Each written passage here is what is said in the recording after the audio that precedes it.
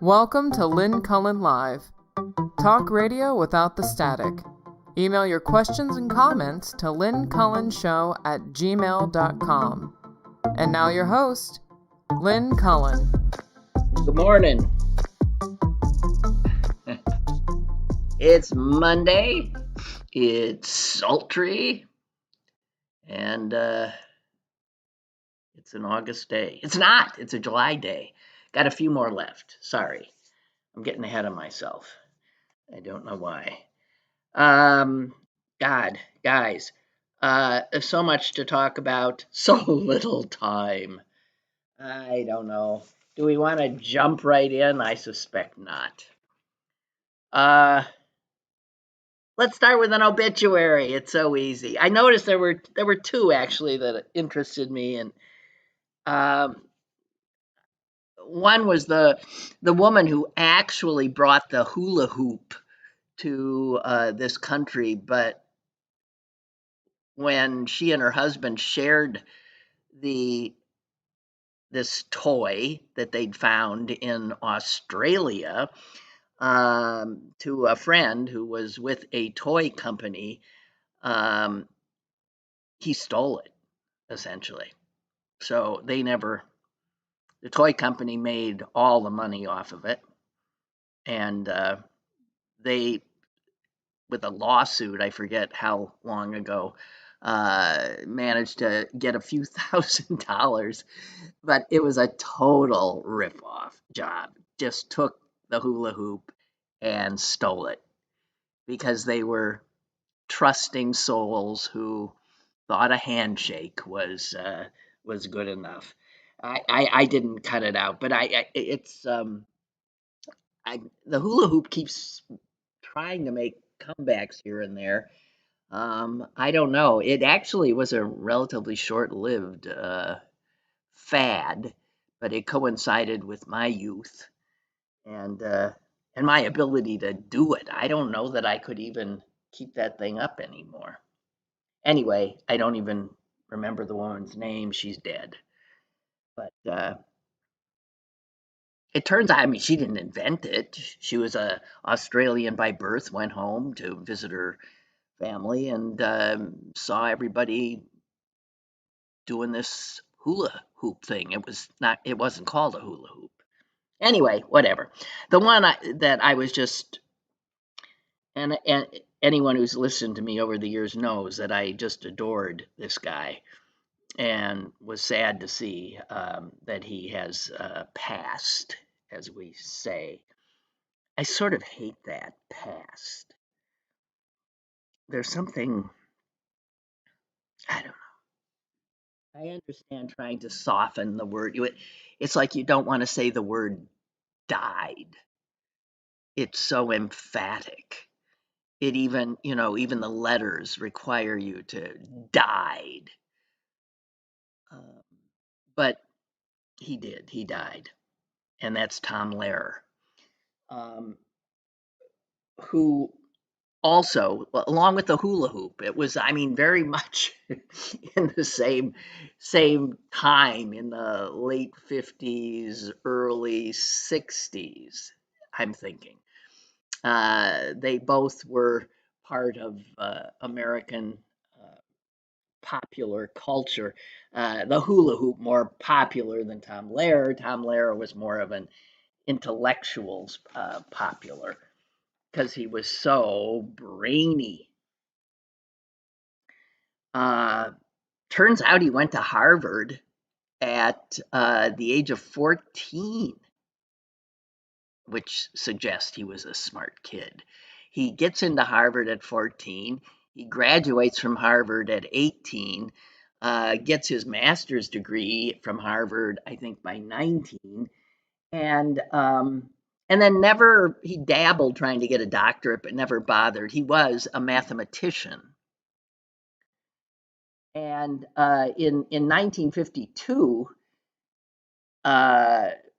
in his 20s, he went off to Los Alamos, New Mexico. Yeah, Los Alamos. Yeah, you're thinking correctly. He was looking forward to becoming a researcher at the Atomic Energy Commission. And he had, while at Harvard, dabbled for fun writing songs, satirical songs. And so he wrote one um, about his heading off to Los Alamos and titled it "The Wild West is Where I Want to Be." And just one of the lyrics quoted in the Times obit for him is, "Mid the yuccas and the thistles, I'll watch the guided missiles while the old FBI watches me." I mean, it's just so, it's there it is, classic Tom Lehrer, and I had never heard that one. So he had this bizarre life of being a guy sitting at a piano, singing his own songs to audiences who just adored him. Uh, Put out a number of really best-selling records, and and also was a mathematician at Harvard and MIT, and I forget where else. So he was a teacher, and mostly he was a teacher. But he also did something interesting, and that I don't think many other songwriters have ever done. Um, After a while, he just said, "Hey, people are always wanting to remember the lyrics of my songs. Here, take them." And he renounced all of ownership of his work, published or unpublished, copyrighted or uncopyrighted, and just essentially said, have at it for your own enjoyment. And that, I think, is pretty astonishing.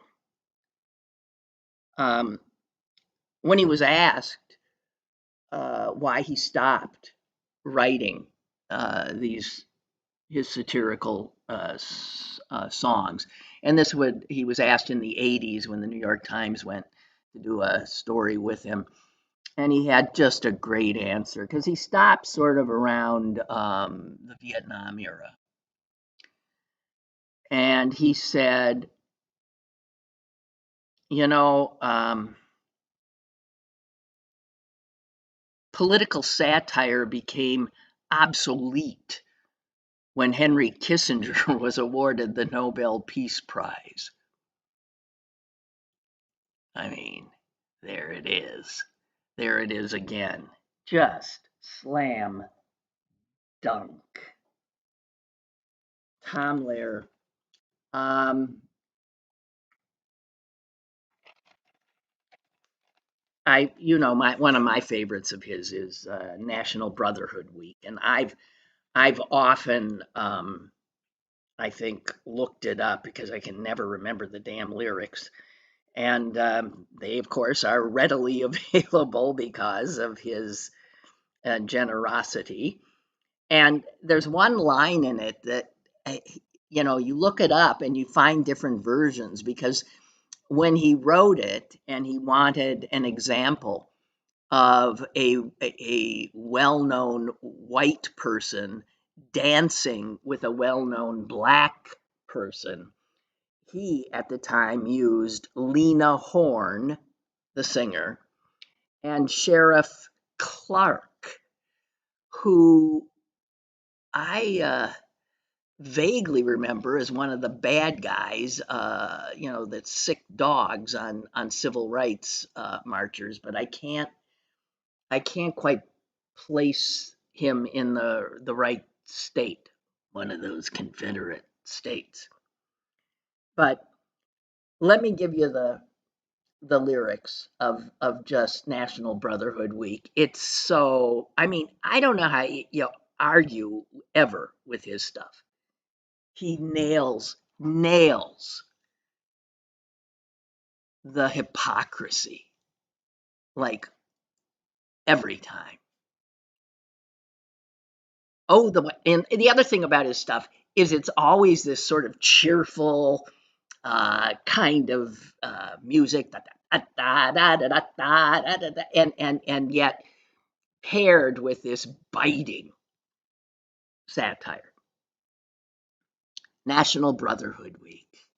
Oh, the white folks hate the black folks, and the black folks hate the white folks. To hate all but the right folks is an old established rule, but during National Brotherhood Week,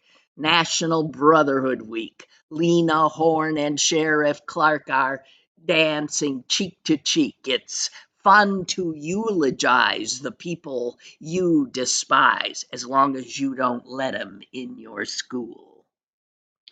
Oh, the poor folks hate the rich folks, and the rich folks hate the poor folks.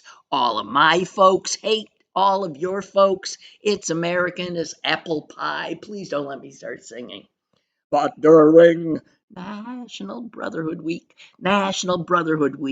New Yorkers love the Puerto Ricans 'cause it's very chic. Step up and shake the hand of someone you can't stand. You can tolerate 'em if you try.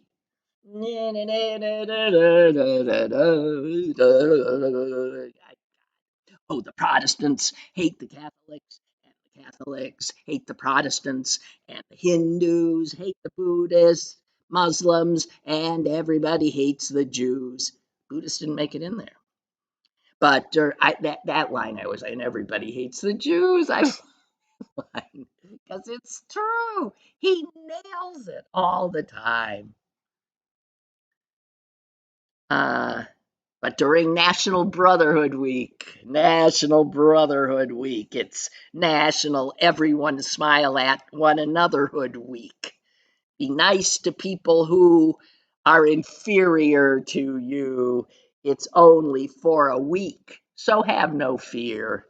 Be grateful that it doesn't last all year. Now, you think of that in terms of, the sort of, he's so just right on. You think of how we give these weeks and months to, never mind. And it's all just brilliant. And, you don't think, when you think of a mathematician, that right brain, left brain stuff, you think of somebody, well, you don't think of somebody who would be writing songs like this. So in that regard, he had a brain that was, I think, fully functioning on all cylinders on all sides. Who knows? Tom Lehrer uh, lived a long, wondrous life. There was, and I hesitate to share it with you, but I will. I know it will offend some, and it always does. It is his most controversial song, and but I mean, you can't do an obit about Tom Lehrer and not mention the song that caused the most stir of all his satires, and it's called "The Vatican Rag." And it was during the I think Pope John, and the attempt to by him to, I think, when they got rid of the Latin Mass and liberalize things. Is that when it happened? I don't know, but I guess he wasn't buying it. I, who knows? The Vatican Rag. First you get down on your knees, fiddle with your rosaries, bow your head with great respect, and genuflect, genuflect, genuflect. Do whatever steps you want if you have cleared them with the pontiff. Everybody say his own. What? Curie Eleazon? Doing the Vatican Rag. I don't know what that is. I just bumped into two words I've never seen in my life. Doing the Vatican Rag. Get in line in that processional, step into that small confessional. They're the guy who's got religion'll tell you if your sin's original. It is, if it is, try playing it safer. Drink the wine and chew the wafer. 2, 4, 6, 8 time to transubstantiate. I didn't do that right, but you can see how Catholics would have taken issue. But it's So get down upon your knees, fiddle with your rosaries, bow your head with great respect, and genuflect, genuflect, genuflect, and one more. Make a cross on your abdomen when in Rome, do like a Roman. Ave Maria, gee, it's good to see ya, getting ecstatic and sorta dramatic and doing the Vatican Rag. Okay, well, Tom Lehrer, God bless him. There was, I mean, this is in the spirit. I think one of the obits I read, they called up Al Yankovic to talk to him because there's always, I mean, I Yankovic is a genius too, uh, doing what he does with parodying music, writing his own lyrics. Um, but it seems like, I don't know, in the 50s, were there more of those? I'm thinking about another guy I just love named, God, am I going to blank? Al Sherman. Do you remember him? He was a fat little bespectacled Jew who did some very funny albums. Hello, mother. Hello, father. Here I am at Camp Granada. Camp is very entertaining, and they say we'll have some fun if it stops raining. I just loved them. I loved those songs. Oh, Mary Frances Brown says Kyrie Elysian is the Greek. Sorry. See, this is how smart Lehrer was. I mean, there are times in his songs where you bump into words that you've never heard. Mary Frances, you bumped into, what happens is I can never see the last line. That's all I can see is the Greek. And then if you don't hit return a number of times, I just don't see it. Okay. Well, God bless him. Made me laugh.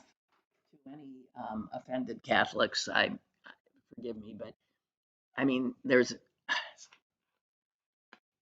I think that made it onto some of his albums, right? It was big. There was uh, radio stations that played it, and then were deluged with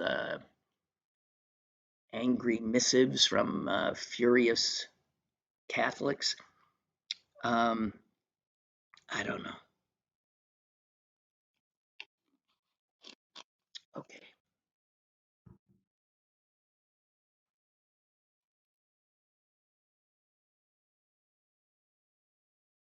Margaret says, I'm a recovering Catholic and totally get that song. Well, it's interesting how, yeah, some people do term, uh, people who do break away from the religion of their youth, sometimes very painfully, always, I find interesting, especially those that have maybe had to not only abandon their religion, but abandon their community, their family. And that happens when, like, a very Orthodox Jew decides to leave. Often that means leaving behind everything and everybody.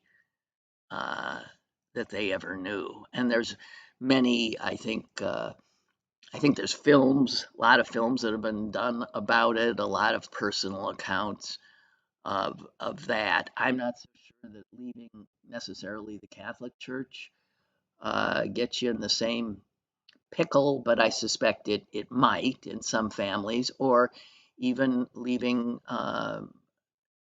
if you turn away from your family's faith and they are totally rooted in and defined by their religion. I suppose that same kind of sense of uh,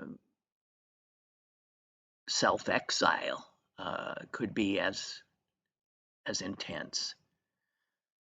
It's the Greek phrase for Lord have mercy, which is recited toward the beginning of the Mass.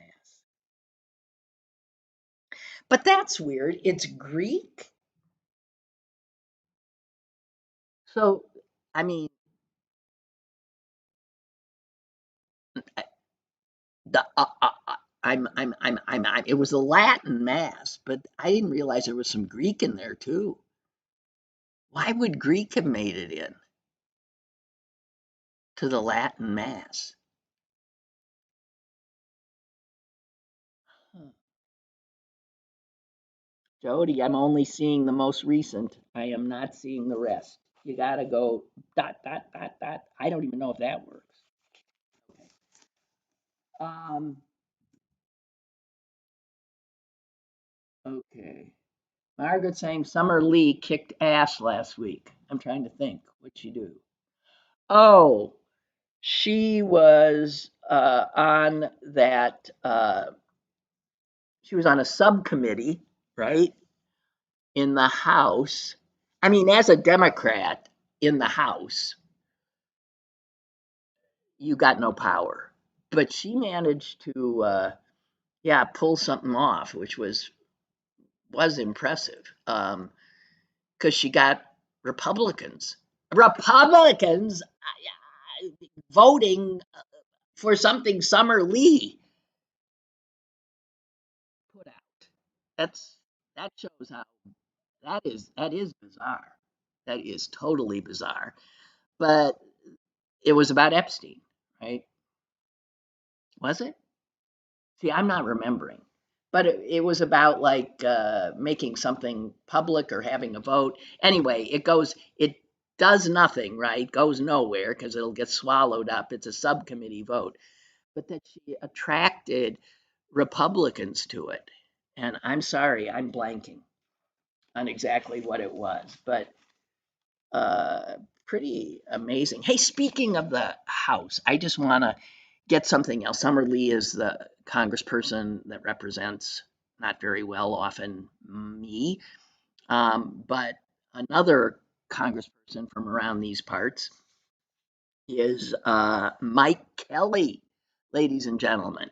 He is a Republican, and he's represents some of you, I suspect, and people who live in right Butler, that area of Western Pennsylvania, and he's been there for some time. He keeps getting reelected. I think he's on his sixth or seventh term. So he's sort of like so many members of Congress. Once you get in and get reelected once or twice, you're just stuck. Nice gig. Mike Kelly, however, and I don't know, did it get a lot of media? Was recently rebuked by the House. This is Ethics Committee. Now, stop and think about what you'd have to do to get rebuked by this House as a Republican.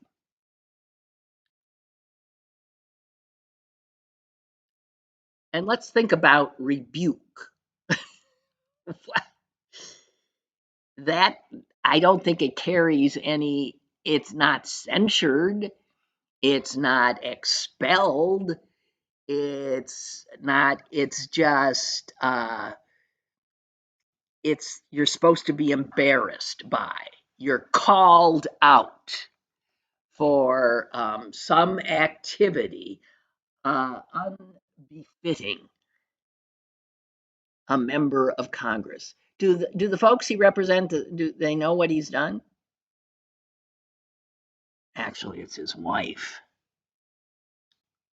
But that was the loophole I think they used. Anyway, the House Ethics Committee Friday rebuked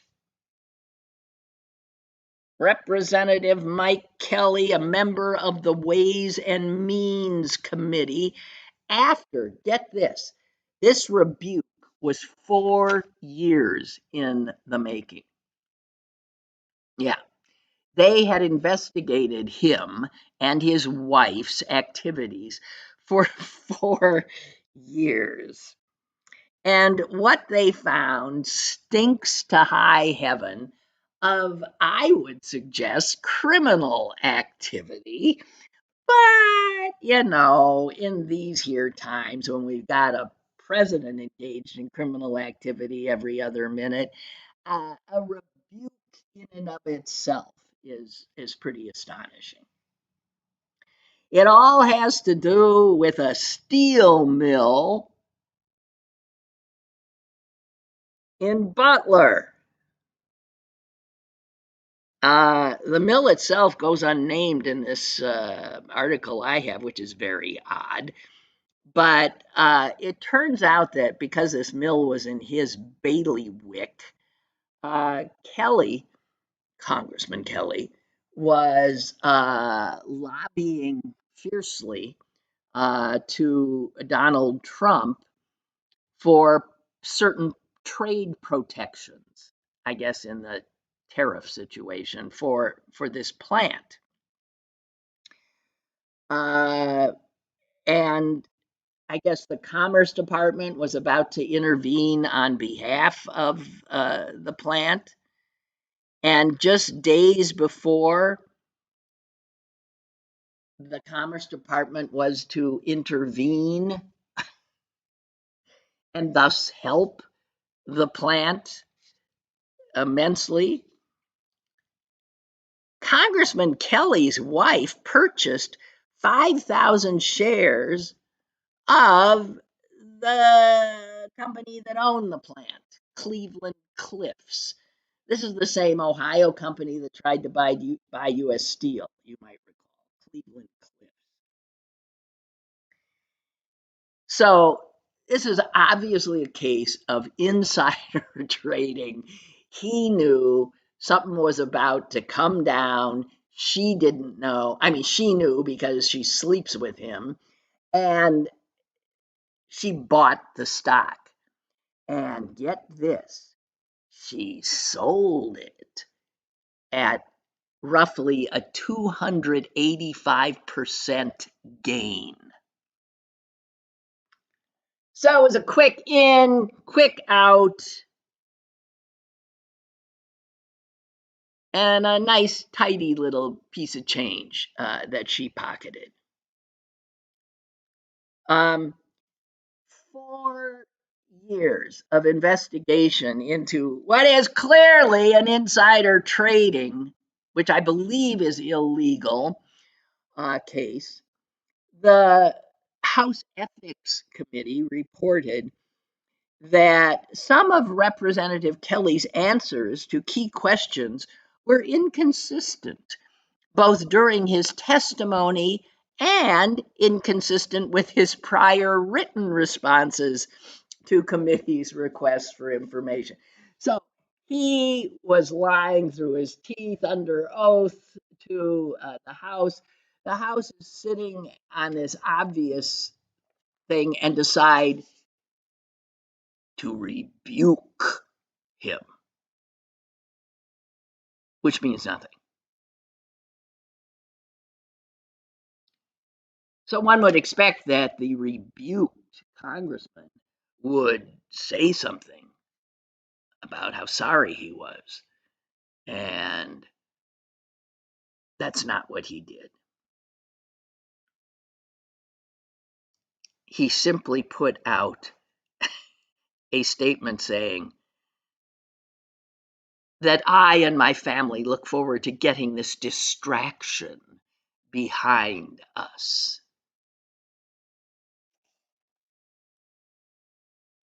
That's your Congressman Kelly. Just saying. Just saying. You should be proud of him. Proud of him.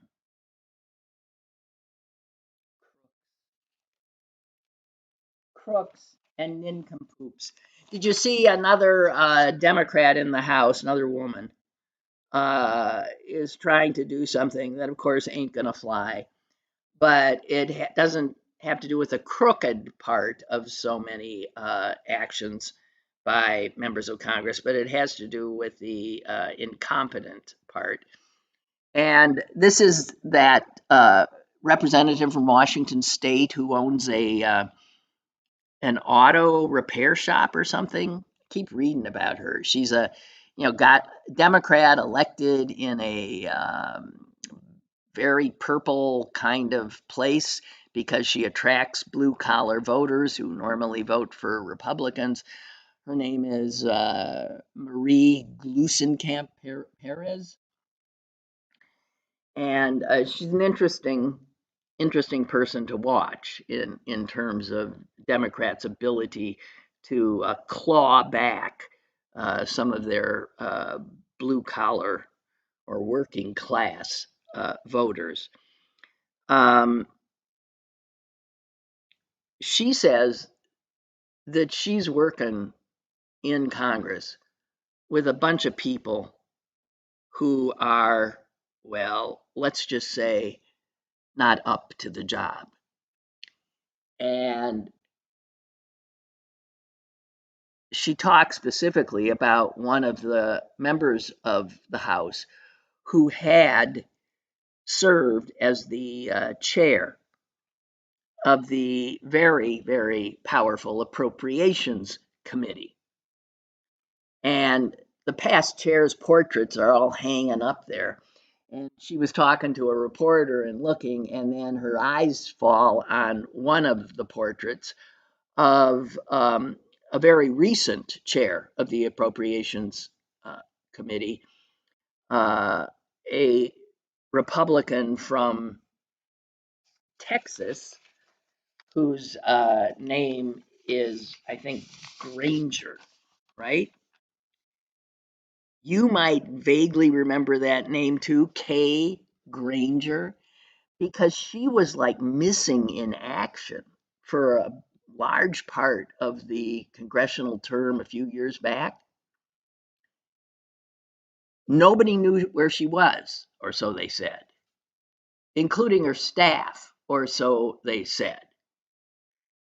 And it took, I think, a right wing reporter looking around for the Congresswoman, who, of course, is supposed to be representing her district as well as, doing whatever other legislative duties she was appointed to do. And they did find her. The right wing news people. They found Congressman Granger. They found her in the memory care unit of an assisted living facility in Texas.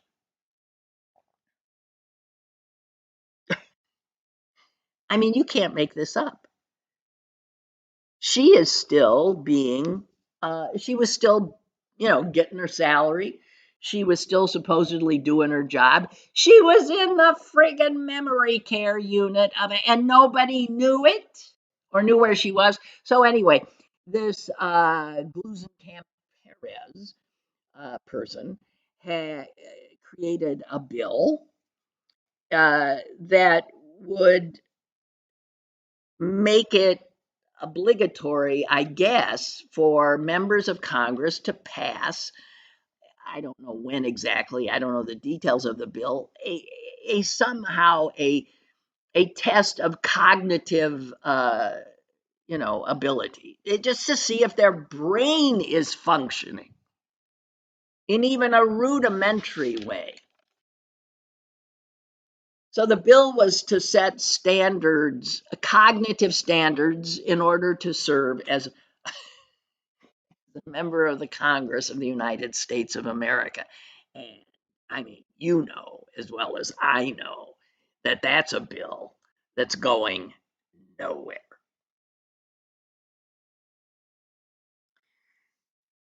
She says, the Democrat, we have all these rules here, rules about dumb stuff like ties and hats, but no rule about this more significant question of who is making the decisions.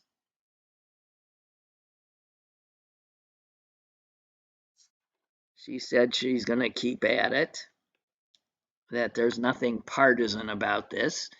And in fact, she specifically talked about a person in the Congress who's known now to be incapable cognitively, who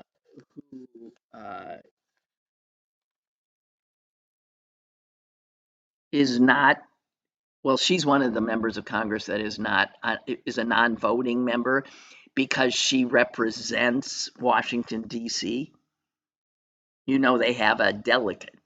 Washington, D.C. has its own delegate, but whoever it is can't vote, which is so mind-blowing that they do not have a vote. If you live in Washington, D.C., you have no representation, really. Anyway, the person who's held that position for a long time is a former civil rights icon, Eleanor Holmes Norton.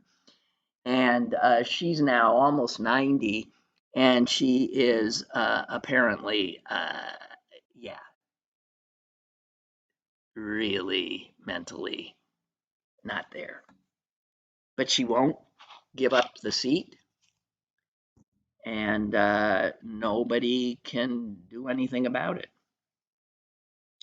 Anyway, so this attempt by Senator Congressman Glusenkamp-Perez went down to total unanimous defeat. Not one other person would sign on.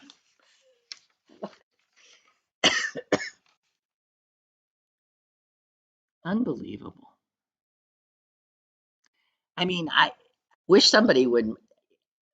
I mean, I'm sure it is well known. I mean, that what Dianne Feinstein was not there for quite some time in toward the end of her Senate term, and others as well, and that there is no way to get these folks out except through an election and the voters. And God knows we know that relying on voters to make wise choices, I don't know, or to even have a clue what's going on. I don't know. Hey, two little football things I came by that, apropos of nothing, but just to avoid talking about heavy duty stuff, is the New York Times did this ridiculous piece that was college teams are not for sale, but if they were, and using some kind of bizarre methodology, looking at revenue that college teams brought in, and yada, yada, yada, yada. They decided to, and talking to experts, they decided to figure out if a college were to sell its team, what would it be worth? Well, first of all, what are the number one teams? What is the most highly valued team, according to these experts, is University of Texas, the Longhorns. They say if they were to be sold, you'd have to pony up almost $2.5 billion Um, and they say that's a price tag that makes them comparable to the NFL's Carolina Panthers. That's the kind of money they're bringing in. So just so you know, Texas came out on top, and Georgia 2, Ohio State 3, Notre Dame 4, Michigan 5, then Alabama, Oklahoma, Southern Cal, Tennessee, and Louisiana State making up the top 10. And at 11, just so you know, Penn State. They think it'd sell for $1.2 billion, just so you know. I don't know what that's worth. And Pitt was in there too. Let me see. They said Pitt came in at number 51. Geez, both Penn State and Pitt just slipped one slot out of, like the top 10, the top 50. So Penn State at 11, Pitt at 51, and they say Pitt would sell for $303 million. Who cares? Ain't gonna happen. There was another big, huge article about Trump on Mount Rushmore, and is it possible? I just want to say to the New York Times, are you suffering from the same kind of thing I'm suffering from, in that you go looking for anything to write about other than things maybe you're supposed to be writing about?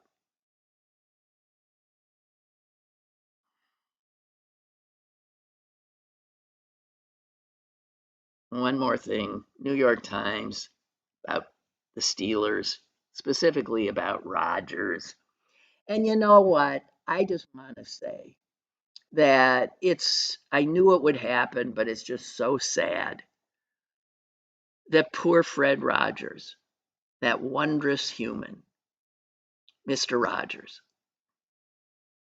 that he now is being, his name and his work is constantly making its way into the sports pages. Let me tell you how much he didn't give a damn about football. But because the quarterback for the Steelers is now a guy who could be called Mr. Rogers, although it's spelled differently with a D. It's just, so here's the New York Times. Dateline, Latrobe, PA. It was a beautiful day in the neighborhood in the hometown of Fred Rogers. Only on this summer afternoon, Mr. Rogers' neighborhood officially became Mr. Rogers' neighborhood. And so Fred now inexplicably making his way into weaving through all of this. Yeah. Anyway, the article went on to say just this for you Steeler fans. Mike Tomlin is exactly what Rodgers needs to finish his career. A partner who can cut all the fat out of Rodgers' professional life and bring him back to his roots in the game. Make him a football player again. Nothing more or less. Jeez. That's a lot to put on Mike Tomlin. Oh, God.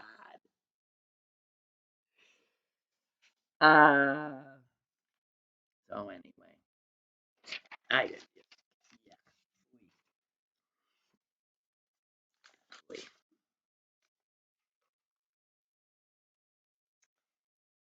Um. Oh, Jody wants to talk about the latest South Park episode. Didn't I? I thought I addressed that on Thursday. If not, I'm sure you've seen much of it by now. Um, Big to do, a lot of people writing about it. The courage uh, it took to do the president like they did. By the way, has he himself? I mean, he who runs off at the mouth all the time, has he said anything about it? Where he's portrayed in bed with Satan. The only other guy that South Park put in bed with Satan was Saddam Hussein. And in fact, Satan in this one says to Trump, "You remind me of my former lover."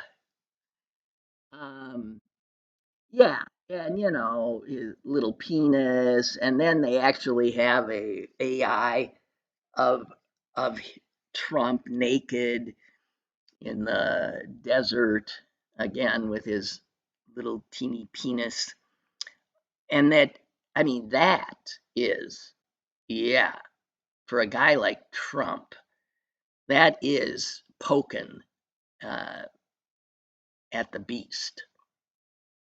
But I know that the White House staff said, there was something out of the press office, sort of alluding to it. But I don't. Has Trump said anything? Which I don't think he has. Which is astonishing. And if he has, let me know. Really astonishing. Oh God, guys. Um, One of the things that I have avoided talking about, it ain't just Trump. Um, and I've been much more successful avoiding this subject than Trump, but I can't um, anymore. I just can't. I have felt this way for weeks now, and I just want to get it off my chest if I can, please. And it's not like I want to talk about it.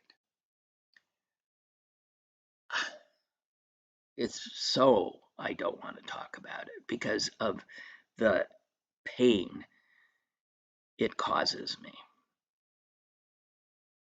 Um, and that is uh,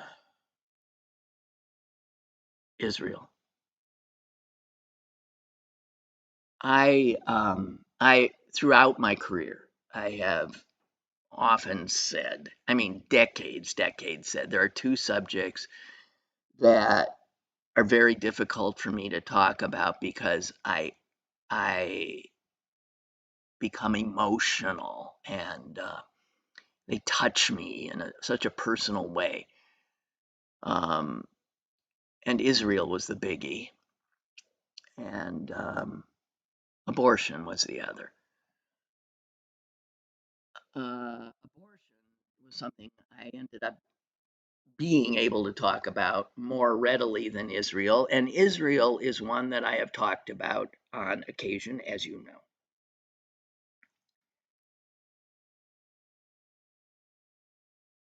And I've talked a lot about the rise in anti Semitism and everybody hates the Jews.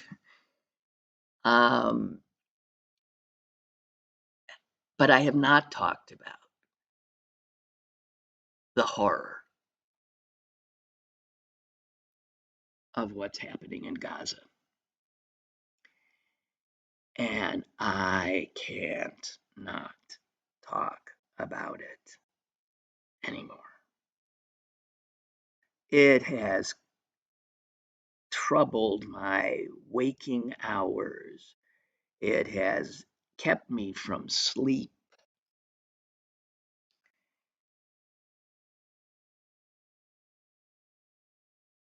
Israel and I were born the same year. 1948. I grew up my entire life identifying with it, proud of it, supportive of it in every way. And then things got more complicated.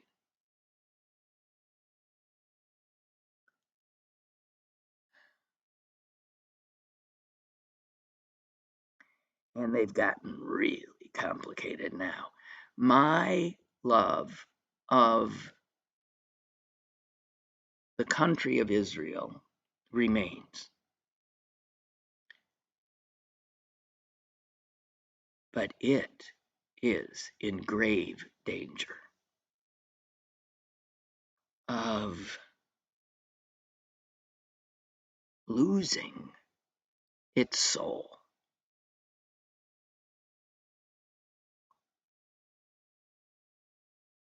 You know, the horror that was visited on Israel and Israelis on October 7 in 2023 remains one of the most horrific events in post-Holocaust, the most horrific event in post-Holocaust global Jewish history.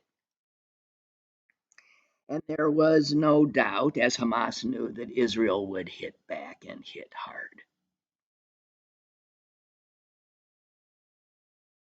But it did, it has, and it's got to stop. Nothing nothing is being accomplished here for Israel. Nothing.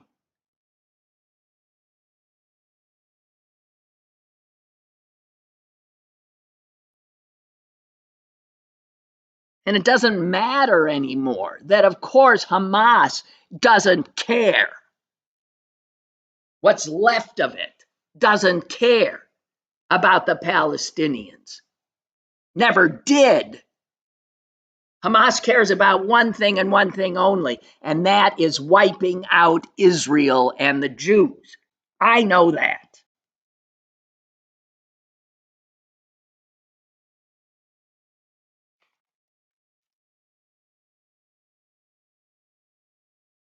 But this has to end.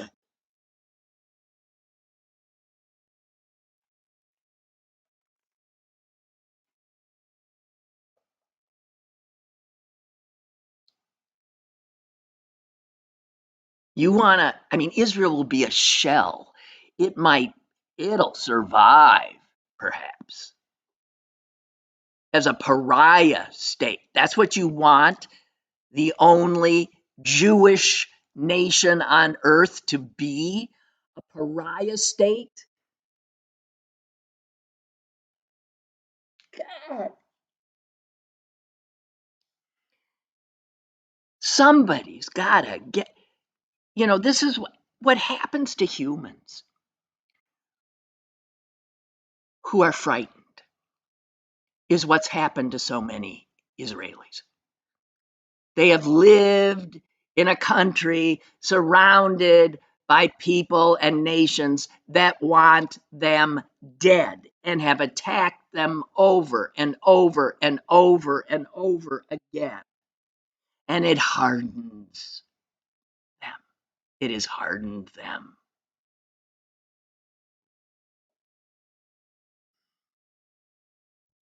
Nothing is being accomplished that is positive here. Nothing. No one has any power in that little strip of land that is Gaza other than Israel, and Israel has the responsibility to make sure that the people there have access to food, water, and health care.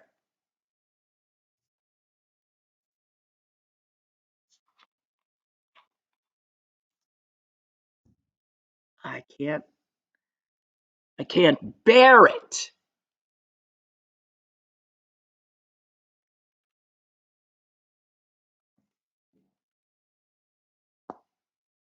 I cannot begin to tell you how this is ripping apart Jews all over the world, ripping our hearts out.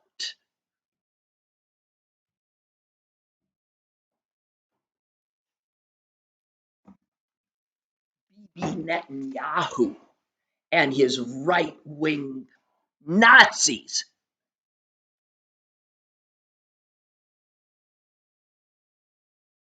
Ethnic cleansers, yeah. Unbelievable.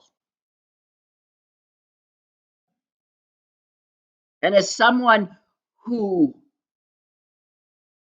knows Israel, loves Israel, and is many, many, many Israelis, I have to tell you that he and they do not represent, just like Donald Trump and the fucking Republicans do not represent you, me. This Israeli government does not represent Israel.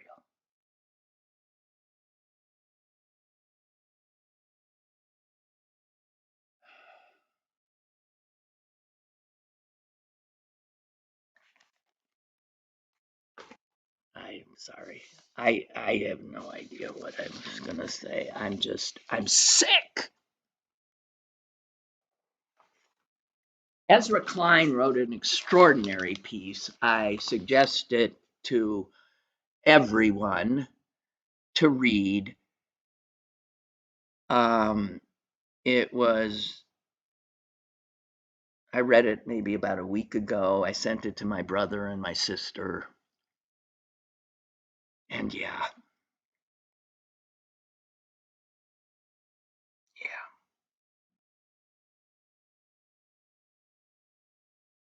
I saw Ezra Klein. Did I say that? Ezra Klein is titled Why American Jews No Longer Understand One Another.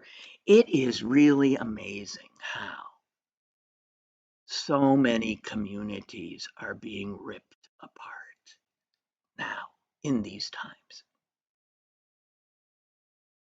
And we're all feeling such loss. So I feel the loss of a sense of my own nation, America.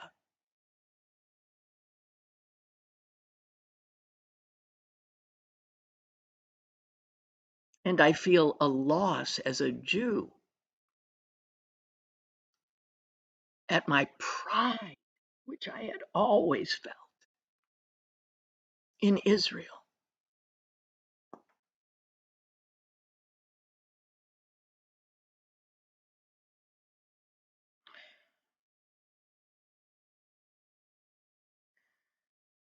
I saw this by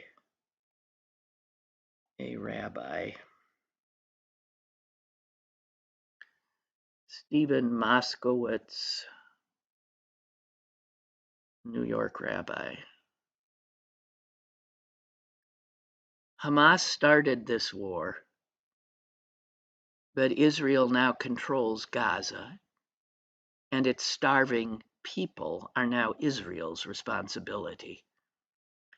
Their deaths are a stain on our collective Jewish soul.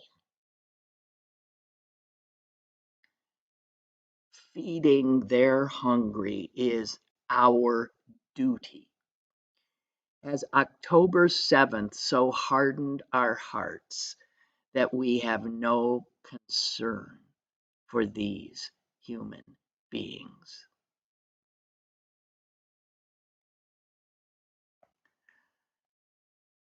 And I'm sorry to say, for some Jews, it has hardened their hearts like that. And it breaks mine.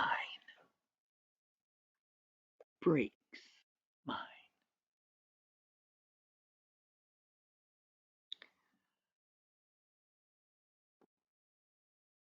That's all I had to say. Lynn Cullen Live, Monday through Thursday from 10 a.m. to 11 a.m. and archived at pghcitypaper.com.